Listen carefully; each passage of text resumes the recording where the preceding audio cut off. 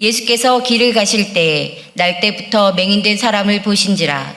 제자들이 물어 이르되 랍비여, 이 사람이 맹인으로 난 것이 누구의 죄로 인함이니이까? 자기니이까 그의 부모니이까? 예수께서 대답하시되 이 사람이나 그 부모의 죄로 인한 것이 아니라 그에게서 하나님이 하시는 일을 나타내고자 하심이라. 때가 아직 낮음에 나를 보내신 이의 일을 우리가 하여야 하리라.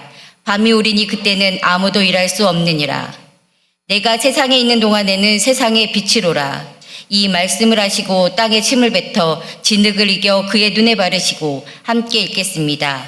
이르시되 실로암 못에 가서 씻으라 하시니, 실로암은 번역하면 보냄을 받았다는 뜻이라. 이에 가서 씻고 밝은 눈으로 왔더라.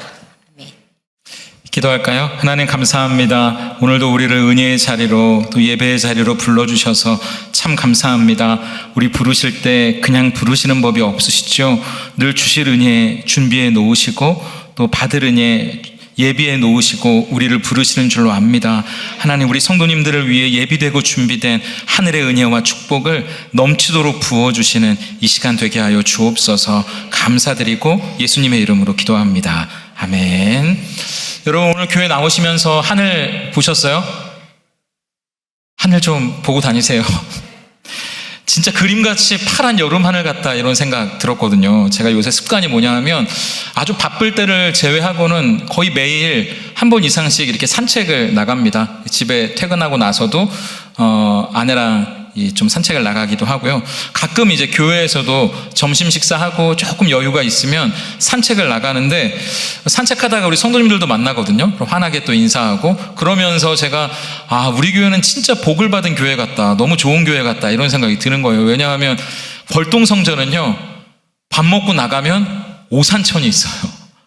그래서 이 오산천을 흐르는 이 물줄기를 따라 산들거리는 나무들을 보면 정말 스트레스가 다 풀리고요. 오후를 또 사역할 수 있는 힘을 얻거든요. 세교성전도 똑같습니다. 세교성전도 점심 먹고 나가면 고인돌공원이 있어요. 그래서 거기는 요새가 장미철이잖아요. 장미공원이 너무 아름답게 조성되어 있어가지고 거기서 우리 걸동성전 성도님들 많이 만났다는 거 아닙니까?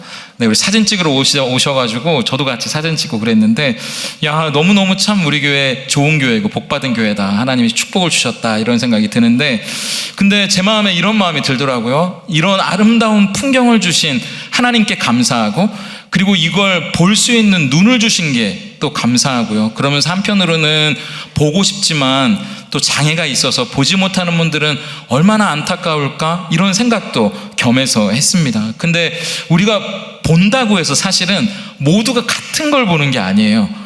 왜냐하면 제가 예전에 읽은 책 중에 재밌는 얘기가 떠올랐거든요. 그래서 그 책을 다시 찾아서 이렇게 열어봤는데, 그 책 제목이 관찰의 인문학이라는 책입니다. 근데 그 책의 부제가 재밌어요. 부제가 뭐냐면 같은 길을 걸어도 다른 세상을 보는 법, 같은 길을 걸어도 다른 세상을 보는 법이라는 부제가 달려있는데, 실제로 이 지은이가 똑같은 뉴욕의 맨하탄 거리를 11번을 걷습니다. 똑같은 거리를. 근데 11번을 어떻게 걷냐 하면 11명의 각기 다른 전문가들과 걷게 되는 거예요. 예를 들면 지질학자, 의사, 곤충학자, 아기, 정신의학자, 사회학자, 심지어 반려견까지, 이런 11명의 다양한 전문가들과 함께 걸으니까 똑같은 길이어도 다른 게 느껴지더라, 다른 통찰이 있더라, 그 이야기를 적어놓은 책인데, 제가 이 책에서 어떤 얘기가 떠올라서 되게 재밌었냐 하면, 그 11명의 전문가 중에 주의를 집중해서 공부해야 된다, 우리가 사물을 관찰할 때 집중해서 주의를 기울여야 한다는 학문의 권위자인 박사님과 함께 걸었대요. 그래서 그 박사님이 이 거리를 걷기 전에, 자, 이제 제가 이 학문의 권위자 아닙니까? 주의를 기울여야 됩니다, 집중해야 됩니다, 걸었는데 정작 그 박사님 발밑에 $600짜리 지폐를 못 보고 지나갔다는 거예요. 그래서 이 지은이가 깜짝 놀라가지고 의기양양하게, 여기 돈 있는데요, 우리로 따지면 5만 원짜리 지폐를 그냥 밟고 지나갔다는 거예요. 그래서 이 이야기를, 이 문장을 인용합니다. 윌리엄 제임스라는 철학자의 문장인데요, 들어보세요. 내가 무엇을 경험하느냐는 내가 무엇을 주목하여 보느냐에 달려있다. 내가 무엇을 경험하느냐는 내가 무엇을 주목하여 보느냐에 달려있다. 오늘 여러분이 경험하는 것은 여러분이 무엇을 주목하여 보느냐에 달려 있습니다. 여러분들이 주목하여 보는 것, 그것을 통해서 여러분들은 경험할 수 있거든요. 그러니까 아무리 권위자라고 해도 정작 자기 발밑에는 뭐가 있는지 모르는 거예요. 그래서 우리나라 속담에 등잔 밑이 어둡다는 속담이 있는가 봐요. 그러니까 아무리 아름다운 풍경이 있어도요, 내가 걱정에 쌓여 있으면 그게 내 눈에 안 들어오는 거예요. 아무리 아름다운 하늘이 펼쳐져 있어도요, 내가 근심에 쌓여 있으면 그 하늘 한번 올려다볼 여유조차 없다니까요. 그런데 내가 육신에 눈은 뜨지 못했어도 불어오는 산들바람이 내 얼굴에 닿는 그 느낌, 그리고 서걱거리는 나뭇잎의 이 속삭임을 귀로 들을 수 있는 사람은 육신에 눈은 뜨지 못했지만 그 자연을 이미 마음에 담고 있는 사람이거든요. 우리가 무엇을 경험하느냐는, 여러분들이 지금 이 예배 가운데에도 무엇을 경험하느냐는 여러분들이 무엇을 보고 있느냐, 여러분이 무엇에 주목하느냐에 달려있다는 사실을 믿으실 수 있기를 바랍니다. 그래서 오늘 우리가 보게 되는 성경 본문은 날 때부터 눈이 멀었던 한 사람이 눈을 뜨게 됐다는 이야기예요. 여러분들이 너무나 잘 아시는, 사실은 설명조차 불필요한 실로암에 대한 이야기입니다. 근데 요한복음에 예수님이 행했던 7가지 기적 중에 하나거든요. 근데 요한복음에서는 예수님의 기적을 표적이라고 말합니다. 이 표적이라는 말은 놀라운 사건 너머에 진짜 보여주고 싶은 것은 따로 있다는 이야기예요. 손가락으로 달을 가리키면 달을 봐야지 손가락을 보면 안 되는 것처럼 이 놀라운 기적은 표적이어서 사실은 이 사건 너머에 예수님이 진짜로 여러분들에게 보여주고 싶어 하셨던 것이 있다. 그것을 주목하여 보시고, 그리고 하나님이 여러분들에게 경험시키고자 하시는 아름다운 은혜와 축복을 안고 돌아가시기를 예수님의 이름으로 축복합니다. 그래서 오늘 우리의 눈으로 이 시간 바라봐야 할 것이 뭐냐? 첫 번째, 하나님이 행하시는 일이에요. 여러분의 삶 속에, 우리의 인생에, 오늘 이 예배 가운데 하나님이 행하시는 일, 그것을 주목하여 보라고 얘기합니다. 2절을 화면을 보면서 읽어볼까요? 함께 읽습니다. 시작. 제자들이 물어 이르되 랍비여, 이 사람이 맹인으로 난 것이 누구의 죄로 인함이니까? 자기니까? 그의 부모니까? 제자들이 물어보죠. 날 때부터 앞을 보지 못하는 이 사람의 고통이 뭐 때문인가요? 우리는 늘 이런 게 사실은 궁금해요. 뭐 때문일까? 왜 이런 일이 일어난 걸까? 이걸 어려운 말로는 인과율이라고 부릅니다. 원인이 있으니까 결과가 있다. 오늘 일어난 일은 과거의 어떤 일 때문에 일어난 일이다. 조금 더 여러분이 이해하기 쉬운 표현으로는 인과응보. 무슨 이유가 있으니까 이런 일이 생겼겠지. 맞는 말이에요. 그런데 여러분, 이게 다 맞지는 않아요. 욥의 친구들을 보세요. 욥의 고난 앞에서 너 혹시 잘못한 거 없어? 너 옛날에 뭐 회개해야 될 거 없는지 잘 생각해봐. 이렇게 이야기했잖아요. 근데 그게 맞는 말은 아니었거든요. 지금 친구들은 뭘 주목하고 있어요? 지금 제자들은 뭘 주목하고 있습니까? 과거를 뒤집니다. 뭐 죄진 게 없는지 눈에 불을 켜고 잘못을 뒤진다고요. 근데 예수님은 뭐라고 말씀하시는지 볼까요? 3절 화면을 보면서 읽습니다. 시작. 예수께서 대답하시되 이 사람이나 부모의 죄로 인한 것이 아니라 그에게서 하나님이 하시는 일을 나타내고자 하심이라. 아멘. 예수님의 대답은요, 이 제자들이나 욥의 친구들과는 180도 달라요. 뭐가 다른가요? 제자들은 과거를 보고 있지만 예수님은 미래를 보고 계세요. 제자들은 이 사람이 뭐 잘못한 게 있는가를 바라보고 있지만 예수님은 이 사람을 통해 하나님이 무슨 일을 하실까를 꿈꿔주고 계신다고요. 기대하고 계신다고요. 이 사람의 인생을 주목하고 계신다고요. 여러분, 제가 이 얘기를 보면서 참 부끄러운 제 생각이 났어요. 제가 부끄러운 얘기지만 작년 4월쯤에 우리 큰아들이랑 참 어려운 시기를 한동안 보냈거든요. 제가 요새 애들한테 그래요. 제 핸드폰에는 요새 사진은 별로 없습니다. 옛날 초등학교 때, 아기 때 사진, 정말 뽀송뽀송했던 그런 사진이 있거든요. 그 사진을 보여주죠. 얘 어디 갔냐고. 얘 데리고 오라고. 얘가 지금 지구상에 없어졌으니까 빨리 데리고 오라고. 어느새 제 키보다 크고요. 여드름도 엄청 나고 막 수염도 막 이렇게 나고 목소리도 굵어지고, 그러니까 이제 아빠가 세상의 전부가 아니에요. 자기 생각이 커졌거든요. 그러니까 충돌이 일어납니다. 저도 집에 계속 있다 보니까 싸울 일만 많아지더라고요. 여러분, 교회 유머 중에 이런 거 있는 거 아세요? 아브라함이 이삭을 어떻게 바칠 수 있었을까요? 이삭이 사춘기였대요. 네. 차라리 하나님 이 녀석 데려가세요. 차라리 내가 이 녀석을 잡지. 이삭이 사춘기였으니까 가능하다고. 또 이게 진짜로 알고 성경에 있나 찾아보시면 안 됩니다. 유머입니다, 유머. 그러니까 사춘기는 정말 질풍노도의 시기인 거예요. 그러니까 도대체 이 녀석이 공부는 안 하고 뭘 하는지 밤마다 앞으로 뭐가 되려고 하는 건지 꿈은 있는 건지 이게 불안한 거예요. 저도 걱정이 되는 겁니다. 그러니까 저도 개인적으로 힘든 시기니까 계속 잔소리를 하게 되는 거예요. 혼을 내게 되는 거예요. 뭐 밥 먹는 것도 보기 싫어요. 이거 다 그냥. 그래서 중간에 아내가 현명하게 중심을 잘 잡아줘서 그나마 다행이긴 했는데 집안 분위기가 한동안 싸늘했어요. 근데 제가 기도하면서 말씀 보면서 큐티하다가 제 아들이 문제가 아니라 제가 문제라는 걸 알게 됐어요. 오늘 3절 말씀이 제 마음 가운데 들어왔거든요. 사실 저는 제가 이 말씀을 보면서 아버지로서 하나님이 제 아들의 인생에 행하실 일을 정작 신뢰하지 못하고 있더라고요, 제가. 도대체 이 녀석이 뭘 할까를 걱정하고 염려하고 있을 뿐 하나님이 붙들고 계시고 하나님이 이끄실 제 아들의 미래를 아빠로서 꿈꿔주지 못했다는 거예요. 걱정하고 염려하고 근심하고 타박하고 정죄하고 판단하고 아유 차라리 그 시간에 기도를 하지. 그러니까 여러분 남편도요, 여러분 아내도, 여러분 자녀도 여러분 마음대로 안 됩니다. 그러지 마세요. 저는 그러니까 제 힘으로 어떻게 해보려고 했거든요. 여러분 그러시다가는 제가 제 아들의 그 도끼 어린 눈빛을 처음 봤어요. 그때 아빠를 향한 원망 섞인 눈빛이 잊혀지지 않는 거예요. 거의 한 이틀을 제가 밤마다 되게 괴로웠나 봐요. 그러면서 제가 회개를 했거든요. 그러니까 우리가 누군가를 내 힘으로 어떻게 할 수 없어요. 그 사람의 인생을 붙들고 계시는 분은 하나님이시고 하나님은 그의 인생에 행하실 일을 꿈꾸라고 말하거든요. 나도 그것을 꿈꾸는데 왜 너는 꿈꾸지 않냐고 말씀하시는 거예요. 여러분 오늘 우리가 9장을 봤는데요. 이 9장 앞에 8장이 있죠. 8장에 어떤 사건이 있는지 아세요? 비슷한 이야기가 나와요.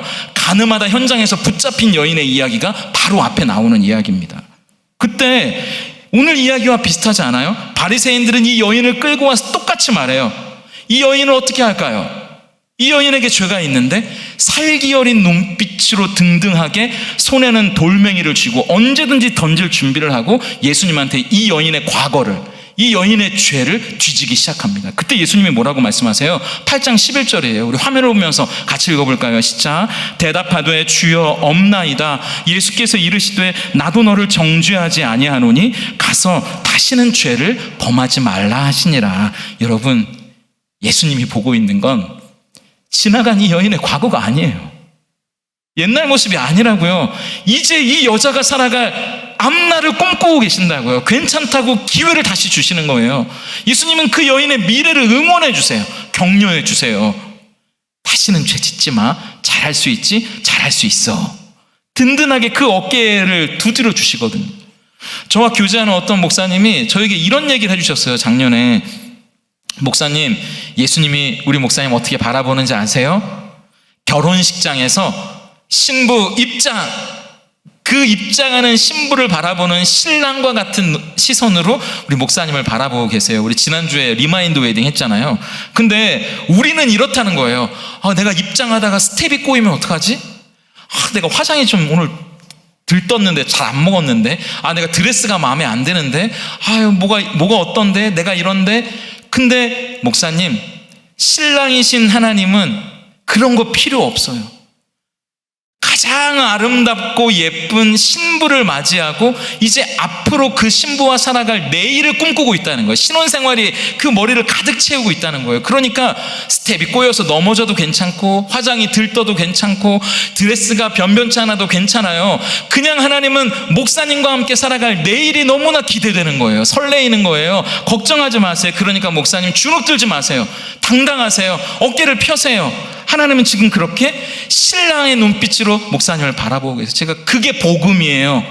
제가 이 얘기를 듣는데 눈물이 나더라고요. 오늘 이 이야기를 여러분에게도 똑같이 돌려드립니다. 지금 남편을 보면서 여러분 아내를 보면서 자녀를 보면서 손주를 보면서 여러분은 뭘 보고 계세요? 팀 켈러라는 목사님이 부활을 입다라는 책에서 이런 문장을 썼는데 세 문장이에요. 제가 가져왔는데 한번 들어보세요. 귀로. 예수 그리스도께서 우리를 구원하려고 죽으시고 부활하셨음을 우리가 믿을 때 천국의 삶이 지금 우리 안에 들어와 영향을 미친다. 우리가 미래에 처할 최종 상태를 이미 지금부터 맛보기로 경험하는 것이다. 우리가 지금 이 땅에서 살아가는 삶은 미래에 임할 하나님의 나라를 성령과 동행하며 오늘 현재 맛보고 누리며 사는 삶이다. 너무 아름다운 문장이에요. 이게 무슨 말이냐면요, 쉽게 말해드릴게요. 복음은요, 과거의 잘못과 실패와 실수를 오늘로 끌고 와서 낙심하고 절망하는 삶이 아니라는 거예요. 흘러간 옛 노래 레코드판을 계속 트는 게 아니라는 거예요. 오히려 미래의 기쁨과 즐거움을 오늘로 당겨서 누릴 줄 아는 능력, 그게 복음이라는 거예요. 이게 얼마나 대단해요? 그러니까 여러분, 이렇게 설명해 드릴까요? 여러분 10수년 전에, 5년 전에, 몇 년 전에 여러분 정말 힘들었던 때 있으시죠? 세상이 다 무너지는 것 같으셨을 때, 야, 하나님도 이거 어떻게 도와주실 수 없는가 보다 라고 생각됐던 그런 때 다들 지나오셨잖아요. 사망의 음침한 골짜기를 말이죠. 만약 여러분에게 타임머신이 있으셔서 지금 그때 여러분에게 갈 수 있다면 여러분은 뭐라고 말씀하시겠어요? 저도 그런 때가 있거든요. 저는 그렇게 말할 것 같았어요. 하나님이 사라지게 하시더라. 하나님이 인도해 주시더라. 하나님이 힘 주시더라. 세상 끝나지 않더라. 그러니까 하나님을 더 찬양해, 하나님을 붙잡아, 그분을 예배해, 그렇게 말하지 않으시겠냐고요. 그게 로마서 8장 18절이라는 거예요. 화면을 보면서 같이 읽겠습니다. 시작. 생각하건대 현재의 고난은 장차 우리에게 나타날 영광과 비교할 수 없도다. 아멘. 복음은 그 시간 여행을 가능하게 해주는 위대한 힘이라고요. 미래에 여러분이 누리게 될 그 기쁨을 오늘로 당겨오세요. 하나님이 행하실 일이 있다고요. 여러분의 인생 가운데 그것을 볼 수 있는 눈을 우리는 믿음이라고 부르는 거예요. 그 믿음의 눈을 뜨면 다른 세상이 보여요. 그 믿음의 눈을 뜨면 새로운 세상이 보여요. 그러니까 여러분의 인생도 그런 눈을 뜨고 보셔야 되지만요, 제가 부탁드리는 것은 여러분 곁에 남편, 아내, 자녀, 손주, 누구, 참 보면 좀 약간 짜증나는 그런 분들도 이제는 그 눈을 뜨시면 나의 인생도 그런 것처럼 그의 인생도 그윽하게 바라볼 수 있습니다. 믿음으로 기다려줄 수 있다는 거예요. 믿음으로 그윽하게 바라봐줄 수 있는 진짜 저 하늘의 배포가 여러분의 배포가 되실 수 있기를 예수님의 이름으로 축복합니다. 두 번째, 우리가 바라봐야 할 것은 그 일을 가능하게 하시는 분이 누구인지 바라보는 거예요. 그분은 예수 그리스도예요. 날 때부터 앞을 보지 못했던 이 사람이 눈을 뜨니까요, 바리새인들이 찾아옵니다. 도대체 무슨 일이 일어난 거냐고. 혹시 너 원래는 눈이 보였던 사람인데 쇼한 거 아니냐고. 혹시 예수라는 사람과 짜고 이상한 일을 벌인 거 아니냐고 물어봅니다. 그러면서 진실을 말하라고 협박해요. 그때 이 사람이 30절과 33절처럼 말합니다. 화면을 보면서 세 번역으로 읽어볼게요. 시작. 그가 그들에게 대답하였다. 그분이 내 눈을 뜨게 해주셨는데도 여러분은 그분이 어디에서 왔는지 모른다니 참 이상한 일입니다. 그가 하나님께로부터 오신 분이 아니라면 아무 일도 하지 못하셨을 겁니다. 무슨 말이에요? 예수님이 제 눈을 뜨게 해주셨거든요. 그럼 그분이 어디에서 오셨는지는 분명한 거 아닙니까? 창세 이래로 눈 못 보는 사람의 눈을 뜨게 하신 분은 구약에 포로된 자에게 자유를, 눈먼 자에게 눈을 뜨게 하신다고 약속하셨던 메시아, 그분밖에는 없는 거 아닙니까? 그럼 예수님은 하늘로부터 오신 분이 아닙니까? 나도 아는데 왜 당신들은 모르십니까? 바리새인들이 아무리 유도신문을 해도 소용이 없는 거예요. 근데 이게 되게 용기 있는 대답이거든요. 왜냐하면요, 이렇게 말하면 이 사람은 출교를 당합니다. 9장에 보면 이 사람이 쫓겨났다고 말해요. 마침내. 그러면 그 당시 사회는 종교와 사회가 하나였기 때문에 출교를 당한다는 건 음식도 못 사 먹어요. 물건도 못 사요. 월급을 받아야 되는데 일도 못해요. 그야말로 사회에서 왕따를 당한다는 겁니다. 일상생활이 힘들어지는데도 이 사람은 이렇게밖에 얘기할 수 없었던 이유가 뭘까요? 여러분, 파란 안경을 쓰면 파랗게 보이죠, 세상이. 빨간 안경을 쓰면 빨갛게 보여요. 그런데 이 사람은 예수라는 눈으로 이제 세상을 보기 시작했다는 거예요. 그러니까 이렇게 말할 수밖에 없어요. 눈이 달라졌거든요. 예수라는 눈을 통해 봐요. 세상을 보고 내 인생을 보게 돼요. 20세기 최고의 변증가로 불리는 C.S. 루이스가 영광의 무게라는 설교집에서 제가 너무 좋아하는 문장 하나를 남겼는데 한번 들어보세요. 저는 태양이 떠오르는 것을 믿듯이 기독교를 믿습니다. 그 이유는 떠오르는 태양을 보기 때문이 아니라 그 태양에 의해서 모든 것을 보기 때문입니다. 다시요. 나는 태양이 떠오르는 것처럼 기독교를 믿습니다. 그 이유는 떠오르는 태양을 보기 때문이 아니라 이제 그 태양을 통해서 세상을 보기 때문입니다. 라고요. 여러분, 예수님이 내 인생의 주인이 아니었을 때는요, 여러분의 인생이 엉망진창 아니셨어요?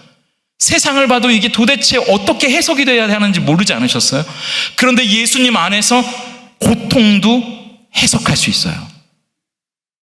세상은 고생이라고 얘기하지만 우리는 고통을 통해 하나님이 우리를 더 순금같이 연단하고 마침내 정금처럼 만드실 것을 신뢰하거든요. 좋은 일이 생겨도 나 혼자 잘 먹고 잘 사는 게 아니라 예수 안에서 이제 그 좋은 일을 통해 어려운 이웃을, 가난한 자를 돕고 섬기라는 뜻으로 알고 겸손해질 수 있어요. 슬픔이 찾아와도 낭망하거나 좌절하고 그게 끝이라고 생각하지 않아요. 왜냐하면 하나님은 이 슬픔을 변하여 춤이 되게 하실 것을 신뢰하기 때문이죠. 그러므로 이 슬픔 가운데 하나님을 더 붙잡고 그분께 더 가까이 나오라는 초대로 알아요. 그리고 그분께 더 나아가는 거죠. 그러니까 예수라는 눈으로 세상을 보고 내 인생을 보게 된다면 우리 안에는 놀라운 일이 일어나는 거예요. 눈을 뜨면 다른 세상이 보이는 거예요.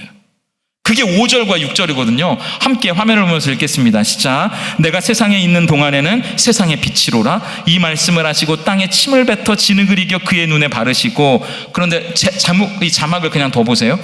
이 말씀을 보니까 왠지 낯이 익지 않으세요? 창세기 1장 3절입니다. 시작. 하나님이 이르시되, 창세기 1장 3절 시작. 하나님이 이르시되 빛이 있으라 하시니 빛이 있었고. 창세기 2장 7절 여호와 하나님이 땅의 흙으로 사람을 지으시고 생기를 그 코에 불어넣으시니 사람이 생명이 된지라. 아멘. 빛이 있으라 하심에 빛이 있었고 세상의 빛이신 그분께서 흙으로 사람을 지으신 것처럼 진흙을 이겨 그의 눈에 새로운 눈을 만들어 주셨다고. 이건 놀라운 창조의 사건이에요. 태초에 하나님이 이 세상을 지으셨던 것처럼 우리의 인생에 또 다른 창조의 사건을 이루셨다. 그러므로 이전 것은 지나갔으니 보라 새 것이 되었도다. 아멘. 우리 안에 놀라운 일이 이루어진 거라고요. 예수님을 만난다는 건, 그분을 통해 세상을 본다는 건 대단한 일이라는 거예요. 그래서 예수님이 우리의 눈을 뜨게도 하시지만 참 좋으신 그분은 우리의 눈만 뜨게 하시는 분이 아니라 우리에게 힘도 주시는 분이에요. 바리새인 앞에서도 주눅 들지 않고 용기 있고 당당하게 이런 고백을 할 수 있었던 힘이 어디에서 나오는 걸까요? 그분이 행하신 이 놀라운 일을 생각하면 할수록 우리의 가슴이 벅차오르거든요. 우리 안에 새로운 힘이 솟아난대요. 그게 7절이에요. 화면을 보면서 같이 읽겠습니다. 시작. 이르시되 실로암 못에 가서 씻으라 하시니 실로암은 번역하면 보냄을 받았다는 뜻이라. 이에 가서 씻고 밝은 눈으로 왔더라. 그냥 더 보세요. 여러분, 날 때부터 앞을 못 보는 사람에게 예수님은 그 유명한 실로암에 가서 눈을 씻으라고 말하십니다. 그런데 요한은 이 말씀에 굳이 괄호를 쳐서 이 실로암의 뜻이 무엇인지를 적어놔요. 보냄을 받았다는 뜻이라. 여러분 성지순례 가보신 분은 알겠지만 저는 사진으로만 봤는데요. 이 실로암은 예루살렘 성 안에서 솟아나는 샘물이 아니에요. 히스기야가 아수르의 침공을 받았을 때 이 예루살렘 성을 포위하는 일이 생기잖아요. 근데 예루살렘 안에는 물이 부족하니까 성 바깥에 있는 기온샘에서 물을 끌어옵니다. 기온샘에서부터 끌어온 물이 실로암이거든요. 밖에 있는 샘에서부터 끌어온 물로 마르지 않는 샘이 된 거예요.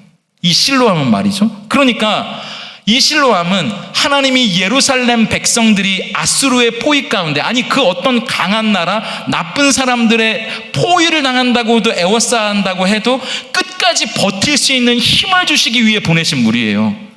여러분이 세상 가운데 그 어떤 어려움과 슬픔 가운데 좌절하거나 포기하거나 낙심하지 않도록 하나님이 여러분의 인생에 영원히 마르지 않고 솟아나는 샘물을 보내셨다고요. 그게 바로 실로암이고 그건 우리가 누구보다 잘 아는 것처럼 예수 그리스도라는 사실이죠. 저는 이걸 보면서 독산성 생각이 나더라고요. 오산에 계신 분들이니까 독산성 아시잖아요. 아, 독산성이 오산에 있었어? 서울 독산동에 있는 거 아니야? 뭐 이렇게 생각하시는 분들은 잘 보살펴 주시기 바랍니다. 임진왜란 때 군사적 요충지잖아요. 권율 장군이 2만 명의 군대를 이끌고 북상하는 왜군을 맞이합니다. 근데 이 왜군들이 이만의 군대가 독산성 안에 있다는 사실을 알고 에워싸버려요. 포위해버립니다. 왜냐하면 여러분 인터넷 쳐보세요. 독산성 치면 단점, 물이 부족함 이렇게 돼 있거든요. 그 안에 샘이 없어요. 물이 없다고요. 왜군들도 지형과 지물을 잘 아니까 이걸 염두에 두고 포위하면 양식 떨어지고 물 떨어지면 성문 열고 두 손 들고 항복하고 나올 거야. 이 계산이 섰던 거죠. 포위합니다. 소리 지릅니다. 당장 항복하라고. 겁을 주죠. 불안하게 만듭니다. 낙심하게 만듭니다. 그런데 그때 짜잔, 그 유명한 세 마대 퍼포먼스를 했다는 거 아닙니까? 말을 갖다 놓고 흰 쌀을 갖다 들이붓는 거예요. 그러니까 저 밑에 왜군들 보라고. 그러니까 왜군들이 그걸 보니까 야, 저 성에 물이 없는 걸로 알았는데 사람이 먹고 마시고 씻는 것으로도 넘쳐서 오죽하면 말까지도 물을 들이부으면서 씻고 있다니 이거 안 되겠다. 포위 풀어라. 후퇴다 후퇴. 이러다가 우리가 죽겠다. 도망가자. 왜군이 도망가고 그냥 올라가 버렸다는 이야기예요.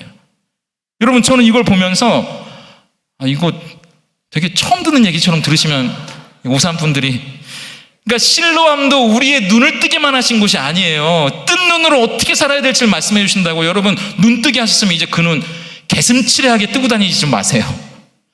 눈 부릅뜨고 사시라고요. 하나님이 힘을 주셨거든요. 여러분 이 영어 worry, 걱정하다, 근심하다, worry 있죠. worry의 어원이 뭔지 아세요? 서서히 목을 조르다 이런 뜻이 있습니다. 걱정과 염려와 근심은 서서히 우리의 목을 졸라서 우리가 그냥 제풀에 넘어지게 만드는 거예요. 제가 동물의 왕국을 좋아하는데요. 동물의 왕국에 아프리카 뱀이 개구리를 먹는 장면이 나왔거든요. 엄청나게 큰 녀석이에요. 근데 아무것도 안 해요. 뭐 하냐 하면 자기의 몸을 고추 세웁니다. 그리고 혀를 낼름낼름거려요. 그러면 개구리가 너무 겁에 질려서 몸이 굳고 제풀에 넘어가 버려요. 그럼 이 뱀은 하는 건 딱 하나예요. 쇼하고 겁내면 쓱 가서 그냥 먹는 겁니다. 집어 삼키는 거예요. 여러분 사탄이 우리한테 그렇게 하지 않아요? 여러분의 인생을 포위하잖아요. 여러분의 삶을 애워싸잖아요. 그리고 걱정으로 여러분의 목을 조르잖아요. 지금 여러분의 마음에 있는 그거요. 그걸로 여러분의 목을 조르고 여러분이 못 살게 만들잖아요. 이거 끝났나 보다. 사단이 기다리죠. 저 김집사 은혜 떨어지면 성문 열고 나올 거야.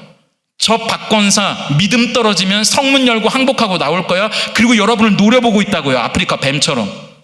그런데 그때 하나님이 말씀하시죠. 영원히 목마르지 않는 샘이 있다고요. 마르지 않는 샘물이 있다고요. 그게 실로암이라고요. 하나님이 보내신 물, 하나님이 여러분의 인생에 보내신 예수 그리스도, 그분을 붙잡으면 믿음이 떨어질 일도 없어요. 은혜가 마를 일도 없다고요. 두 손 들고 항복하지 않으셔도 돼요. 그게 열왕기하 6장 16절 17절을 믿음으로 그래서 우리가 고백할 수 있는 거 아닙니까? 화면을 보면서 읽어볼까요? 시작. 대답하되 두려워하지 말라. 우리와 함께한 자가 그들과 함께한 자보다 많으니라 하고 기도하여 이르되 여호와여 원하건대 그의 눈을 열어서 보게 하옵소서 하니 여호와께서 그 청년의 눈을 여심해 그가 보니 불말과 불병거가 산에 가득하여 엘리사를 둘렀더라. 아멘. 눈을 뜨면 새로운 세상이 보여요. 우리를 지키시는 하나님의 손길이 있구나, 그것을 볼 수 있어요. 걱정하지 마세요. 수가성 여인에게 예수님이 말씀하시잖아요. 영원히 마르지 않는 샘물을 주겠다고요. 여러분 하나님이 이 실로암을 보냄을 받은 물이라고 말씀하신 건 하나님이 예수님을 보내셨다는 뜻도 되지만 지금 여러분을 예수님께로 보낸다는 뜻도 있어요. 실로암에 가야 눈을 뜨죠. 예수께로 가야 은혜를 누리죠. 믿음을 얻죠. 그 예수님을 붙잡으면 우리는 그 영원히 마르지 않는 솟아나는 샘물 가운데 힘을 얻고 다시 시작할 수 있는, 하나님이 우리의 인생에 행하실 놀라운 일을 우리도 꿈꿀 수 있는 거예요. 그렇기 때문에 바울은 이렇게 고백하죠. 고린도후서 4장 8절부터 10절까지 함께 읽습니다. 시작. 우리가 사방으로 우겨쌈을 당하여도 쌓이지 아니하며 답답한 일을 당하여도 낙심하지 아니하며 박해를 받아도 버림받지 아니하며 거꾸러뜨림을 당하여도 망하지 아니하고 우리가 항상 예수의 죽음을 몸에 짊어지면 예수의 생명도 또한 우리 몸에 나타나게 하려 함이라. 아멘. 그럼 어떻게 된다고요? 사단이 여러분의 인생에 왔다가 야야야 저 박 집사님 포위 풀어라. 예수 붙잡고 있으니까 은혜 떨어질 일은 없겠다. 이러다 우리가 죽겠다. 야 저기 박 권사님 포위 풀어라. 후퇴다 후퇴. 사단이 오히려 여러분의 인생 가운데 떠나가는 역사가 있기를 축복합니다. 여러분, 눈을 뜨면 다른 세상이 보여요. 이 시간 사도 바울의 눈에서 비늘이 벗겨졌던 것처럼 걱정과 염려와 근심과 불안의 비늘이 여러분의 눈에서도 벗겨질 수 있기를 바라요. 예수 그리스도, 우리의 인생과 세상을 새롭게 바라볼 수 있는 눈이 되시는 그분, 그리고 두렵고 힘들 때, 억울하고 서러울 때, 근심되고 걱정될 때 엉뚱한 거 찾지 마시고 하나님이 보내시는 곳은 실로암이니, 우리의 인생, 우리의 마음속에 있는 실로암, 영원히 마르지 않고 솟아나는 샘물 대신 예수 그리스도 앞에 서실 수 있기를 바라요. 그때 마침내 저와 여러분의 인생에 하나님이 하시려는, 과거 없는 사람 없잖아요, 여기. 그러나 하나님이 행하시는 앞날이 우리 앞에 펼쳐져 있어요. 그 하나님이 행하시는 놀라운 기적의 주인공이 여러분, 그리고 저, 우리 모두가 될 수 있기를 예수님의 이름으로 축복합니다. 하나님 감사합니다. 오늘도 우리의 인생에 놀라운 일을 행하여 주신다 말씀하시니 얼마나 감사한지요. 과거의 실수, 아픔, 슬픔, 상처, 그것을 굳이 오늘까지 당겨 괴로워하거나 힘들어하지 않게 하시고, 오히려 하나님이 내일 우리에게 행하실 놀라운 일을 꿈꿀 수 있는 복음의 능력이 우리 안에 있게 하여 주시옵소서. 사단이 아무리 우리의 인생을 포위하고 애워싸고 목을 졸라온다 해도 우리 안에 예수가 있으니 그분이 주시는 힘으로 넉넉하게 이겨가는 우리 모든 성도님들 되게 하여 주옵소서. 예수님의 이름으로 축복하며 기도합니다. 아멘.